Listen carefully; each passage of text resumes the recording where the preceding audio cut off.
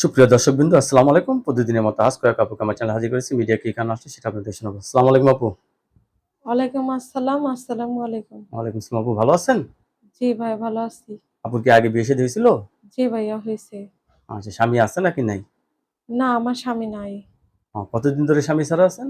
আজকে ৪-৫ বছর। 4-5 বছর ধরে স্বামী ছাড়া আছেন। আচ্ছা, অনেকে তো বউ আছে, বউ চলে গেছে, বউ মারা গেছে, এই সমস্ত পুরুষরা যদি আপনাকে বিয়ে করতে চায়? সমস্যা নাই, আমি বসবো। ছেলে মেয়ে আছে আপনার? জি, আমার একটা বাচ্চা আছে। ছেলে না মেয়ে? মেয়ে বাচ্চা। মেয়ে বাচ্চা। কি কাজ করেন আপনি? আমি তো আগে বাসাবাড়ির কাজ করতাম, এখন করতে পারি না। আমি বাচ্চাটা নিয়ে অনেক জায়গায় কাজ দেয় না, এইজন্য। আর আহ, আমার রুম ভাড়া বাচ্ছে অনেক। বাড়িওয়ালা এইজন্য বাসা থেকে বের করে দিছে। আমি বর্তমানে অন্য একটা বাসায় আছি। এখন যদি কেউ সাহায্য সহযোগিতা করে, আমি তাহলে আমার রুমে আমি যাইতে পারি।